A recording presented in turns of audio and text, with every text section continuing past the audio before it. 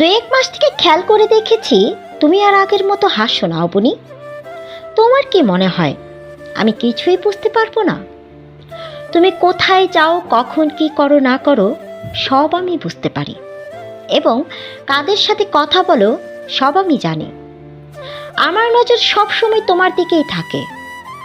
এমন কিছু করবে না যা তোমাকে খেসারত দিতে হয়। আরমানের কণ্ঠস্বরটা আজ বৃষ্টির শব্দের চেয়েও বেশি তীক্ষ্ণ। আমি জানালার বাইরে তাকালাম। আমাদের এই পুরনো জমিদার বাড়িটা যেন কোনো এক জেলখানা। দেয়ালগুলো এতই পুরু যে বাইরের পৃথিবী থেকে আমরা সম্পূর্ণ বিচ্ছিন্ন। বাড়ির বাসিন্দারা আমার শাশুড়ি, আমার ননদ এবং আরমান, সবাই যেন একটা অদ্ভুত নীরবতার চুক্তিতে আবদ্ধ। কেউ প্রয়োজনের বাইরে একটা শব্দও করে না। এই নীরবতা কোনো অভিশাপ নয়, বরং এটি তাদের এক সুপরিকল্পিত কৌশল। এই জমিদার বাড়ির ভিত্তিপ্রস্তর হয়তো কোনো এক শুভ লগ্নে স্থাপিত হয়েছিল, কিন্তু মাটির গভীরে যা চাপা পড়ে আছে তা কেবল অন্ধকার আর আর্তনাদ।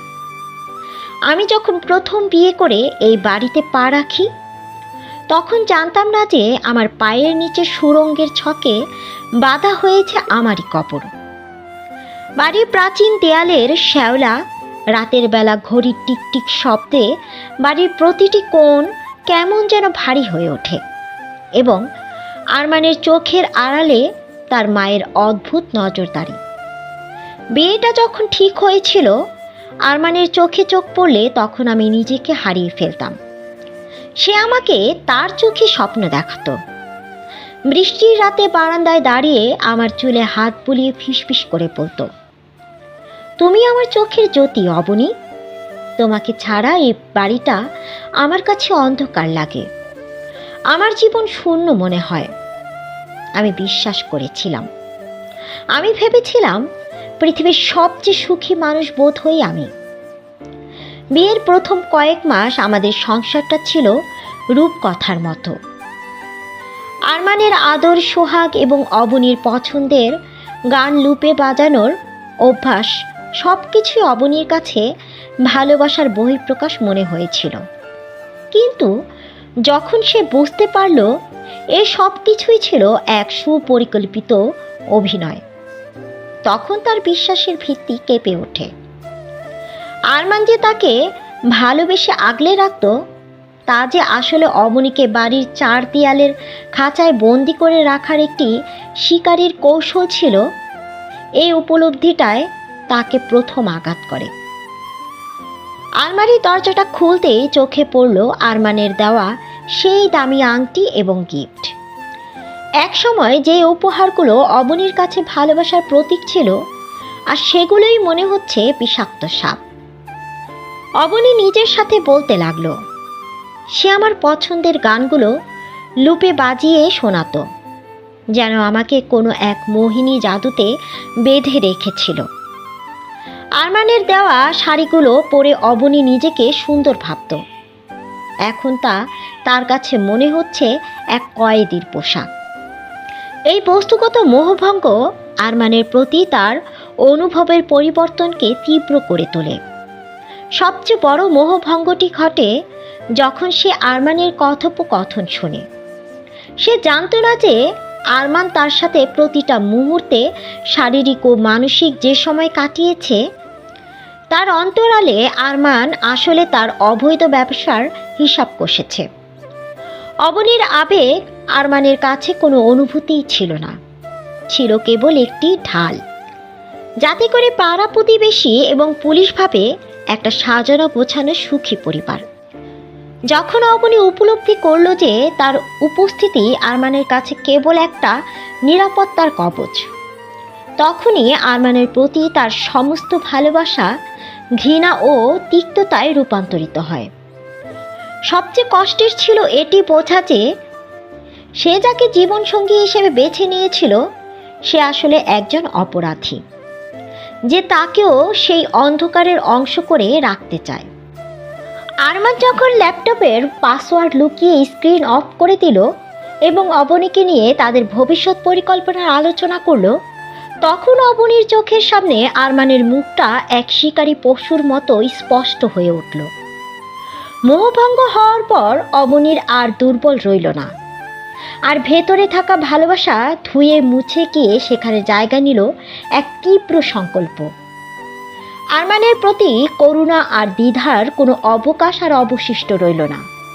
সে বুঝতে পারল আরমান যাকে চোখের জ্যোতি বলে সম্বোধন করত সে আসলে আরমানের অন্ধকার জগতের এক সাক্ষী মাত্র। এই উপলব্ধির পর আরমান তার কাছে আর স্বামী রইল না, রইল এক ভয়াবহ শত্রু। আরমান একবার উকি দিয়ে দেখে গেল আমি গভীর ঘুমে আচ্ছন্ন কিনা। আমিও গভীর ঘুমের অভিনয় করলাম। আরমান খুব ধীরে দরজা চাপিয়ে চলে যাওয়ার সাথে সাথে আমিও নিঃশব্দে নিচে নেমে এলাম। এরপর বাগানে গেলাম। গিয়ে দেখি আরমান সেখানে দাঁড়িয়ে আছে। তার পরনে সেই একই কালো পোশাক যা সে সবসময় পরত। তার পাশে আমার শাশুড়ি। আমি তাদের কথোপকথন রেকর্ড করার জন্য ক্যামেরা লুকিয়ে রেখেছি। আমার বিয়ে হয়েছে 6 মাস হলো। আমি একজন সাধারণ মেয়ে যে কেবল তার স্বামীর পরিবারের সকলকে নিয়ে হাজার স্বপ্ন দেখছিল। কিন্তু একদিন হঠাৎ একটা গভীর ভয়াবহ সত্য খুঁজে পেয়েছি এই বাড়িতে। আমার ধারণার বাইরে ছিল এরা যে এতটা ভয়ানক। বাড়ির পেছনের বাগানে একটা প্রাচীন আমলে পাথরের তৈরি কুয়োর মতো কাঠামো আছে যা নিচে চলে গেছে, এক দীর্ঘ গোপন সুড়ঙ্গ। গত সপ্তাহে বাগানে ঘুরে বেড়াতে গিয়ে চোখে পড়ে একটা সুড়ঙ্গ। আমি কৌতূহলবশত ওই গোপন সুড়ঙ্গের কাছে গিয়েছিলাম। তখন আমি যা দেখেছি তা দেখার পর আমার রক্ত হিম করে দিয়েছে। বেশ কিছু লোকের সমাগম দেখে আমি ভেতরে ঢুকতে গিয়েছিলাম। ঠিক ওই মুহূর্তে আমার ননদ ফিহা পেছন থেকে ডেকে আমাকে নিয়ে যায়। মনের কৌতূহল মনেই রয়ে যায়, কিন্তু এখানে এত লোক কেন? কি কাজ করছে? তারা কারা তা আমার জানা নেই। আমি কৌতূহল দূর করতে আমার স্বামী আরমানকে সরল মনে বললাম, বাড়ির পেছনের বাগানে একটা সুড়ঙ্গ দেখতে পেয়েছি। বেশ কিছু লোকের আনাগোনাও দেখলাম। আমার পর একটু রাগত স্বরে বলল, আমার অনুমতি ছাড়া কেন বাড়ির পেছনের বাগানে গিয়েছিলে? এরপর একটু শান্ত হয়ে বলল, এটা আমাদের গুদাম ঘর। ব্যবসার মালপত্র ওখানে ঢোকানো হয়, আর কখনো ওখানে যাবে না, মনে থাকে যেন। আমি আর কথা বাড়ালাম না, কিন্তু আমার মনের ভেতরে একটা খটকা কিছুতেই গেল না। আরমান কেন এমন রাগ করে কথা বলল? ব্যবসা বাণিজ্যের গুদাম ঘর হলে তো এভাবে রাগ করার কথা না। ব্যবসার মালপত্র দিনে না আসে গভীর রাতে বড় বড় ট্রাক ভর্তি করে কেন নিয়ে আসে? আর দিনের বেলায় হাতে গোনা কয়েকজন মানুষ দেখা যায়, তাও ওই সুড়ঙ্গের ভিতরে, বাইরে না। কিন্তু রাতের বেলায় বহু লোকের সমাগম। আমি এই সব বারান্দায় দাঁড়িয়ে পর্যবেক্ষণ করছি। আবার আমার শাশুড়ি প্রতিদিন রাত 12টার পর বাগানে যান এবং সুড়ঙ্গের প্রবেশ পথের সামনে বসে সাংকেতিক ভাষায় কথা বলেন। নিজের স্বামী ও শাশুড়িকে প্রতিদিন ওই বাগানে যাওয়া দেখে দিনে দিনে আমার কৌতূহল আরও বাড়তে থাকে। একদিন মন স্থির করলাম, যে করেই হোক আমার কৌতূহল দূর করতেই হবে। মনের সন্দেহ দূর করার জন্য আমার স্বামীর পিছু নিই। হঠাৎ শুনতে পেলাম, চালান কি প্রস্তুত? শেফালি বেগম বলল, জাহাজ আজ মাঝরাতেই জোয়ারের ঘাটে নোঙ্গর করবে। মালগুলোকে সরানো হয়েছে? আরমান বলল, হ্যাঁ মা, লবির পেছনের গোপন চেম্বারে সব কার্টুন সরিয়ে ফেলেছি। ওগুলো খুব সেন্সিটিভ, সাবধানে হ্যান্ডেল করতে হবে। আরমান ডায়েরির পাতা উল্টে একটা তালিকা দেখল। আরমান আবারও বলল, এখানে দেখো অস্ত্রগুলোর তালিকা। এই চালানটা পৌঁছে দিতে পারলে আমাদের আর পিছু ফিরে তাকাতে হবে না। তবে সমস্যা একটাই, এই যে এই ডায়েরিটা, এখানে আমাদের পুরো নেটওয়ার্কের ম্যাপ এবং ক্লায়েন্টদের নাম আছে। যদি কোনো দিন পুলিশ এটা পায় তবে আমাদের আর বাঁচার পথ থাকবে না। শেফালি বেগম কঠোর কণ্ঠে বলল, সবচেয়ে বড় ঝুঁকি এখন অবনী। মেয়েটা ইদানিং খুব বেশি সন্দেহজনক আচরণ করছে। গতকাল রাতেও তাকে বারান্দায় দাঁড়িয়ে থাকতে দেখেছি। তুই তো তাকে খুব আদর যত্নে আগলে রেখেছিস, কিন্তু ও কি কিছুই বোঝেনি? আরমান বলল। আমার তো মনে হয় ও বুঝে গেছে।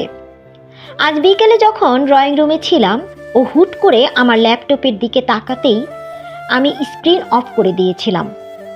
ওর চোখে তখন সন্দেহ দেখেছিলাম। আমার ভয় হচ্ছে, ও যদি ল্যাপটপের পাসওয়ার্ড কোনোভাবে ক্র্যাক করে ফেলে বা এই ডায়েরিটা খুঁজে পায়, তাহলে তো সর্বনাশ হয়ে যাবে। শেফালি বেগম বলছে, তাহলে কালকের পূর্ণিমার রাতই শেষ রাত। ও যদি কালকের মধ্যে সুড়ঙ্গের গোপন লবিতে গিয়ে নিজের পরিচয় বদলে আমাদের কাজে যোগ না দেয়, তবে ওকে চিরতরে নীরব করে দিতে হবে। সেই সুড়ঙ্গ থেকে কেউ কখনো জীবন্ত ফিরে আসেনি, যেমন তোর প্রথম স্ত্রী মীরার দশা হয়েছিল। ওই মেয়েটাও অবনীর মতো গোয়েন্দাগিরি করতে গিয়ে ধরা পড়ে। শেষে ওকে একটা সুযোগও দিয়েছিলাম, কিন্তু ও তা গ্রহণ করেনি, যার পরিণতি ধুকে ধুকে মৃত্যু। অবনী এবার কল্পনায় ডুব দেয়। আলমারির একদম কোণায় ধুলো জমা একটা পুরনো ব্রোঞ্চের গয়না পেলাম। আমি গয়নাটা পেয়ে আমার শাশুড়িকে জিজ্ঞেস করেছিলাম, এটা কার? শেফালি বেগম বলেছিলেন এটা মীরার ছিল। কিন্তু মীরার নাম শুনলেই আরমানের চোখে যে অস্থিরতা দেখেছি, তাতে বুঝেছি মীরা কোনো সাধারণ দুর্ঘটনায় মারা যায়নি। ডায়েরি থেকে ছবি তোলার সময় ডায়েরির শেষ পাতায় বড় বড় অক্ষরে লেখা, মীরার কেস ক্লোজড। তারিখটা আমার বিয়ের ঠিক 2 বছর আগের। আরমানের হাতের লেখায় সে নৃশংসতার ছাপ যেন আজও তাজা। তার মানে মীরা অ্যাক্সিডেন্টে মারা যায়নি, ওকে ওরা মেরে ফেলেছে। তারা অবনীকেও মীরার মতো বন্দি করে তিলে তিলে মারবে যদি তাদের কথা মতো কাজ না করে। শেফালি বেগমের পরিকল্পনা ছিল, অবনী যদি সব জেনে গিয়ে থাকে, তবে অবনীকে ভয় দেখিয়ে বা বাধ্য করে তাদের কাজের সাথে যুক্ত করবে। তারা চেয়েছিল অবনী যেন নিজের পরিচয় বদলে তাদের নেটওয়ার্কের একজন বিশ্বস্ত লোক হিসেবে কাজ করে। শাশুড়ি এবার আরমানের সাথে কথা শেষ করে মোবাইলে তাদের বিশ্বস্ত লোক জহিরকে বলছে, জহির, কালকের পূর্ণিমা মানে অমাবস্যার অন্ধকারে জাহাজ ঢুকবে বন্দরে। অবনীকে যদি আমরা ওই সুড়ঙ্গের গোপন প্রকাশে আটকে না ফেলতে পারি, তবে আমাদের এই গোপন রুটের খবর ওর দ্বারা ফাঁস করে দেওয়ার সম্ভাবনা আছে। কারণ মেয়েটার গতিবিধি খুবই সন্দেহজনক। আমার পূর্ণ বিশ্বাস মেয়েটা আমাদের ব্যাপারে অধিকাংশ তথ্য পেয়ে গেছে। সে আমাদের ব্যবসার জন্য বড় ঝুঁকি। কথাগুলো শুনে আমার সারা শরীর যেন থরথর করে কাঁপছে। ওরা আমাকে চিরতরে বন্দি করে রাখতে চায় সুড়ঙ্গের গভীরে থাকা সেই অন্ধকার গোপন কুঠুরিতে। নিজের ভালোবাসার মানুষেরও যে এই রূপ দেখবে তা কখনো কল্পনাও করেনি অবনী। অবনী আরমানের কাছে ছিল কেবল একটা লিমিটেড পিরিয়ডের সঙ্গী, যাকে প্রয়োজনের সময় ব্যবহার করা হয়েছে এবং বিপদের সময় ডাস্টবিনে ফেলে দেওয়ার মতো সরিয়ে ফেলা হবে। অবনী বুঝতে পেরেছিল যে তার জন্য এই সুড়ঙ্গটি কোনো আস্তানা নয়, বরং তার নিজেরই জীবন্ত কবর হতে চলেছে।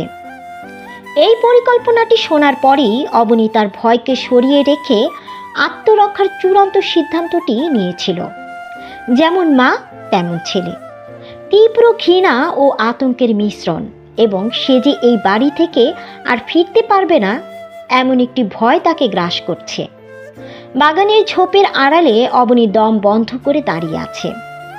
আরমানের হাতে একটা ছোট কালো ডায়েরি, যা সে টর্চের আলোয় উল্টে পাল্টে দেখছে। আরমান বলল, দেখো মা, প্রস্তুতি সম্পন্ন। ও যদি সুযোগ না দেয়, তবে আমাদের কি সুযোগ তৈরি করে নিতে হবে। অবনী ঝোপের আড়ালে কাঁপছে, তার হাতে থাকা ফোনের রেকর্ডার অন করা, যা আরমানের প্রত্যেকটি কথা এবং তাদের সেই গোপন অন্তরাল সত্যতা স্পষ্টভাবে ধারণ করে নিচ্ছিল। বাতাসে ভেসে আসছে তাদের কথোপকথন। হঠাৎ অবনীর পায়ের নিচের একটা শুকনো ডাল ভেঙে গেল। শব্দটা বৃষ্টির শব্দকেও ছাপিয়ে গেল। আরমান ঘাড় ফিরিয়ে তাকালো। তার চোখে তখন কোনো প্রেম নেই, আছে এক শিকারী পশুর খিদে। সে এসেছে। আরমান ফিসফিস করে বলল। আমি আর দাঁড়িয়ে থাকলাম না, আমি দৌড় দিলাম, কিন্তু বাড়ির প্রধান ফটক বন্ধ। আরমান আমার পিছু ধাওয়া করছে। আমি আমার শোবার ঘরে ঢুকে দরজাটা ভেতর থেকে আটকে দিলাম। আলমারির নিচে একটা পুরনো ছোট লোহার রড রাখা ছিল, যা আমি আগের দিনই লুকিয়ে রেখেছিলাম। প্রতিটা ধরফরানি যেন মনে হচ্ছিল কানের পর্দার হাতুড়ি পিটিয়ে বাজাচ্ছে। দরজায় আঘাত পড়ল, ধুম ধুম। অবনী, দরজা খোলো। আমি দরজা ভেঙে ঘরে ঢুকলে তোমার অবস্থা কিন্তু খুব খারাপ হয়ে যাবে। আরমানের গলাটা এখন রাগান্বিত শোনাচ্ছে।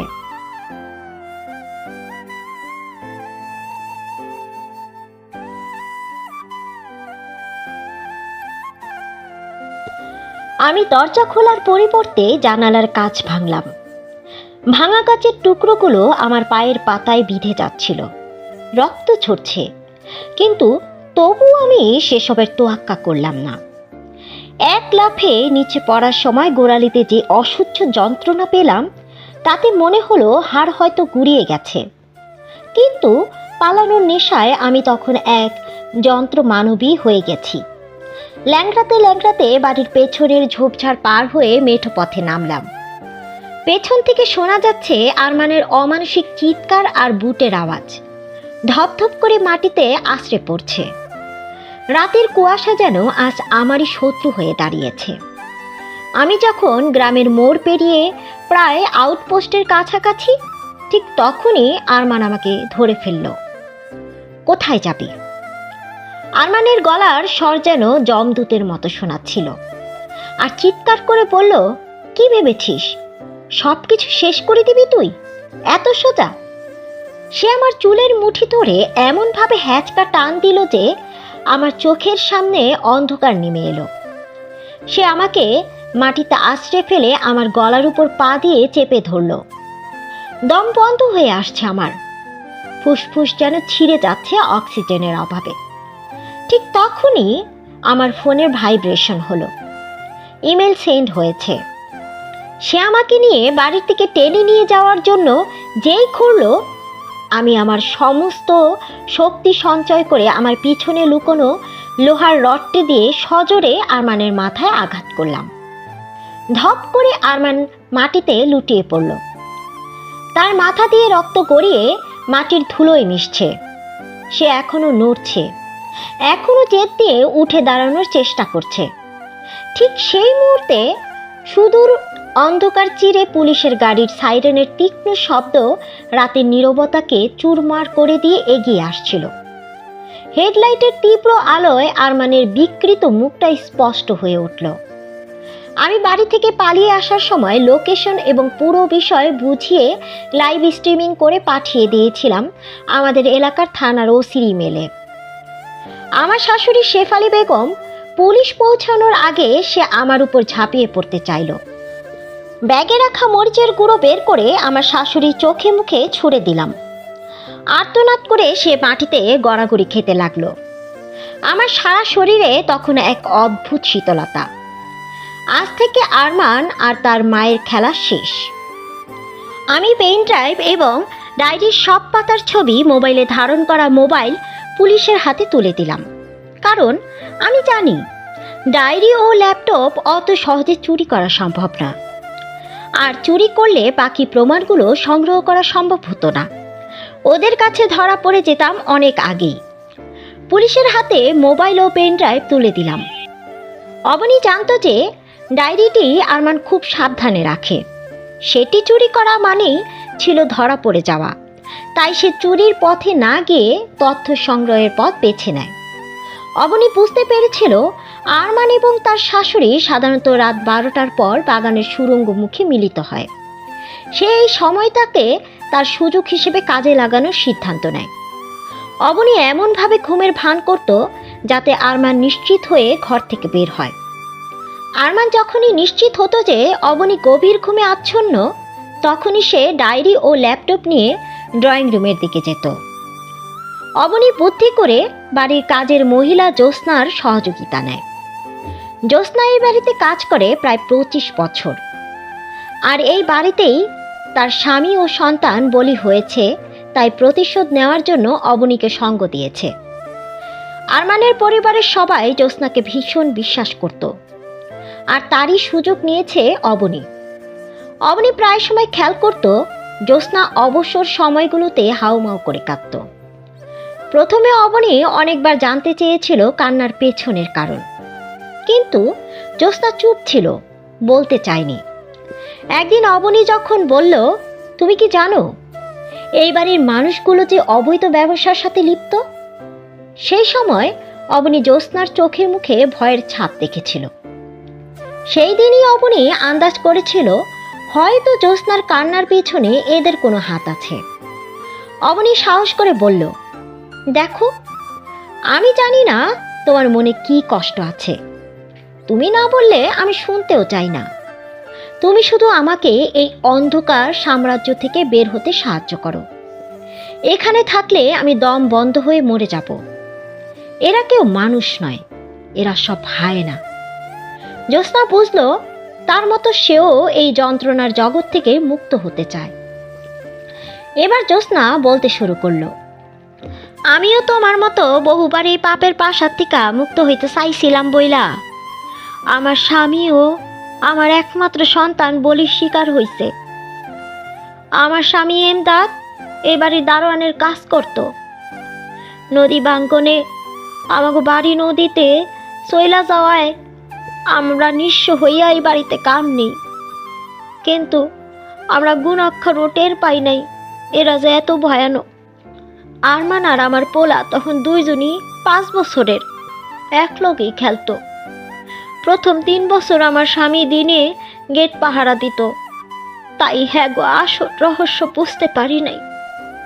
যখনই হ্যারে রাইতের পাহারা দিল তখনই বুঝলো হেরা অবৈধ ব্যবসা করে।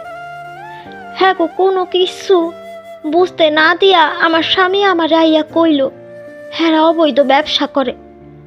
হ্যাঁ গো সবার কাছে অস্ত্র আছে, আমার এখানে থাকা ঠিক হইব না। আর আমরা চাইলেও এখান থেকে পালাই যাইতেও পারবো না। আমি ম্যাডাম রে কইয়া দেখি আমাকে যাইতে দেয় কিনা। আমার পোলা আয়ান আর আরমান তখন বাগানে খেলতাছিল। ম্যাডাম মনে হয় বুঝতে পারছিল আমার স্বামী হ্যাঁ গো গোপন ব্যবসার কথা বুঝা গেছে। তখন সে আমার স্বামীরে কিছু না কইয়া খালি কইল, আচ্ছা যাও। আমার স্বামীও খুশি মনে আহার সময় বাগান থেকে আমার পোলারে নিয়ে আইতাছিল আমার কাছে। হঠাৎ পিছন থেকে ওকে গুলি করে। কথা বলি জ্যোৎস্না মুখে কাপড় দিয়ে হাউমাউ করে কান্না শুরু করে দেয়। অবনী জ্যোৎস্নার পিঠে হাত বুলিয়ে দেয়। এরপর জ্যোৎস্না স্বাভাবিক হয়ে আবার বলতে শুরু করলো, আমি হ্যাঁ গো আইতে দেরি দেখা আগায় গেলাম। আমি দূরে থেকে দেখতাছি আমার কলিজার টুকরা আর আমার স্বামী রক্তাক্ত অবস্থায় মাটিতে লুটাইয়া পড়তাছে। আমার পুরো শরীরের শক্তি যেন হারায় ফেলাইছি। বুঝলাম আমার আর মুক্তি নাই এই বাড়ি থেকে। আমার এই বাড়ির রান্দার কাম দেয়। বহুবার চেষ্টা করছিলাম এগুলোর বিষ খাওয়াইয়া মাইরা ফেলাম, কিন্তু পারি নাই। এই বাড়ির সবগুলা মানুষ যদি না মরে, আমি চাইছিলাম এই বাড়ির সব মানুষ একলগে মইরা যাক। অবনী সব কথা শুনে জ্যোৎস্নাকে তার প্ল্যানের কথা বলে। জ্যোৎস্নাকে কি করতে হবে তা বুঝিয়ে দেয়। আরমানের রাতের খাবারে জামাল গোটা ও ঘুমের ওষুধ মিশিয়ে দিবে, যাতে করে বারবার টয়লেট করে ক্লান্ত হয়ে ঘুমিয়ে পড়ে। আরমান অবনীকে ঘুমন্ত অবস্থায় দেখে বের হওয়ার সময় তার পেট সেই দিন মোচড় দিয়ে উঠল। অবনীর প্ল্যান অনুযায়ী বারবার টয়লেট থেকে আসা যাওয়ার ফলে আরমান ক্লান্ত হয়ে ঘুমিয়ে পড়ে। আর সেই সুযোগে অবনী ডায়েরির সবগুলো পাতার ছবি তুলে নেয় এবং ল্যাপটপের সব ডাটা পেন ড্রাইভে আপলোড করে নেয়। এরপর আবার জায়গা মতো এসে অবনী ঘুমিয়ে পড়ে। পরের দিন সকালবেলা আরমান ঘুম থেকে উঠে দেখে ডায়েরি এবং ল্যাপটপ জায়গা মতোই আছে। আর অবনী এখনো ঘুম থেকে উঠেনি দেখে স্বস্তির নিঃশ্বাস নেয়। অবনী চতুরতার সাথে ছবিগুলো তোলার সাথে সাথেই তার ফোনের সেভ ফোল্ডার বা লকড অ্যালবামে সরিয়ে নেয়। এছাড়া সে ছবি তোলার পরপরই তার নিজস্ব ক্লাউড স্টোরেজ বা ইমেইল ড্রাফটে সেগুলো আপলোড করে নিয়েছে, যাতে ফোন হাতছাড়া হলেও প্রমাণগুলো নষ্ট না হয়। যখন আরমান বাড়ির ভেতরে তাকে তাড়া করছিল, তখন সে তার মোবাইলের ইমেলটি টাইপ করে রেখেছিল, শুধু সেন্ড বাটনটি চাপার অপেক্ষায় ছিল। সে জানত পুলিশের আউটপোস্টের কাছাকাছি না পৌঁছানো পর্যন্ত ইমেল পাঠালে আরমান তাকে থামিয়ে দেবে। গ্রামের মেঠো পথে দৌড়নের সময় সে অত্যন্ত দক্ষতার সাথে ফোনের লাইভ স্ট্রিমিং অন করে রেখেছিল, যাতে যদি সে শেষ পর্যন্ত আরমানের হাতে ধরাও পড়ে যায়, তবে ততক্ষণে পুলিশ সব প্রমাণ পেয়ে যায়। অবনী ছিল একাধারে ভীত কিন্তু অত্যন্ত সতর্ক। তার এই প্রতিটি পদক্ষেপ ছিল ঠান্ডা মাথার পরিকল্পনা। সে কেবল একজন গৃহবধূ ছিল না, সে ছিল সেই পরিস্থিতির একজন ইনভেস্টিগেটিভ মাইন্ড বা অনুসন্ধিৎসু মনের অধিকারী মানুষ। পুলিশ টিম বাগানের সেই সুড়ঙ্গ ধরে যেতে যেতে দেখল বাড়িটার একটি তলা সম্পূর্ণ মাটির নিচে, আর সেখানে আছে অত্যাধুনিক যন্ত্র ও মাদকের গোপন ভাণ্ডার। পুলিশের সাইরেনের শব্দে নিস্তব্ধ গ্রামটি যেন হঠাৎ করে জেগে উঠল। ওসির নেতৃত্বে পুলিশ বাহিনী বাড়িটির প্রতিটি কোণ তন্ন তন্ন করে তল্লাশি শুরু করলো। মাটির নিচে সাজানো অত্যাধুনিক যন্ত্র আর মাদকের বস্তাগুলো যেন এই পরিবারের অন্ধকার ইতিহাসের সাক্ষী হয়ে দাঁড়িয়ে আছে। আমি দূরে দাঁড়িয়ে পুলিশের ফ্ল্যাশ লাইটের আলোর নাচানাচি দেখছিলাম। যখন একজন অফিসার হাতকড়া পরিয়ে আরমান আর তার মাকে টেনে হিঁচড়ে বেরিয়ে আনলেন, তখন আমার দীর্ঘদিনের জমে থাকা শ্বাসটা অবশেষে বেরিয়ে এলো। যে আরমানকে আমি একদিন আমার জীবনের শ্রেষ্ঠ মানুষ ভেবেছিলাম, আজ তার অসহায় পরাজিত মুখটা দেখে আমার ভেতরে কোনো করুণা বা দুঃখ কাজ করলো না, বরং কাজ করলো এক অদ্ভুত প্রশান্তি। আমি বুঝলাম এই দীর্ঘ 6 মাসের দম বন্ধ করা নীরবতাকে আমি জয় করতে পেরেছি। দীর্ঘশ্বাসের সাথে সাথে আমার মন থেকে যেন এক বিশাল পাথর নেমে গেল, আর আমি বুঝতে পারলাম বিদ্রোহের প্রথম পদক্ষেপটি ছিল আমার নিজের ভয়কে জয় করা। আরমান আর তার মা ভেবেছিল নীরবতা দিয়ে সব কিছু ঢেকে রাখবে, কিন্তু আমি প্রমাণ করে দিলাম মানুষের অমানবিকতার চেয়েও বড় হলো আইনের শক্তি। এবার মানুষ বুঝতে পারবে নীরবতা সবসময় ভয়ঙ্কর নয়, কখনো কখনো তা নীরব বিদ্রোহের নামান্তর। যে বাড়ির প্রতিটি কণা আমি ভয় পেতাম, আজ সেই বাড়ির কর্তাদের আর্তনাদ আমি উপভোগ করছি। শহর ছাড়ার সময় পুলিশ ভ্যানের পেছনের কাছ দিয়ে শেষবার জমিদার বাড়িটার দিকে তাকালাম। পুলিশের ফ্ল্যাশ লাইটের আলো এখনো বাড়ির কোনায় কোনায় ঘুরছে, কিন্তু একটা অদ্ভুত বিষয় আমার নজর এড়ালো না। বাড়ির ঠিক পেছনে সুড়ঙ্গের সেই প্রবেশ পথের পাশে ছায়ামূর্তির মতো কাউকে দাঁড়িয়ে থাকতে দেখলাম। হতে পারে এটা আমার চোখের ভুল, আমি জানি না সেটা কি দেখলাম, তবে মনে হলো অমানিসার এই নীরবতা এখনো পুরোপুরি শেষ হয়নি। আমার লেখা গল্প এবং আমার কণ্ঠে কাহিনীটি কেমন লাগলো অবশ্যই কমেন্ট করে জানাবেন। আর আপনাদের কি ধরনের গল্প শুনতে ভালো লাগে তাও কমেন্ট করে জানাবেন। আপনাদের একটু উৎসাহ এবং প্রেরণা পেলে আমি আরও সুন্দর সুন্দর গল্প লিখে এবং পাঠ করে আপনাদের উপহার দিতে পারবো। গল্পটি যদি আপনাদের ভালো লাগে তাহলে সাবস্ক্রাইব করে আমার সঙ্গে থাকুন। আমি এই প্রত্যাশা আজকের মতো এখানেই বিদায় নিচ্ছি। ভালো থাকবেন, সুস্থ থাকবেন। ধন্যবাদ।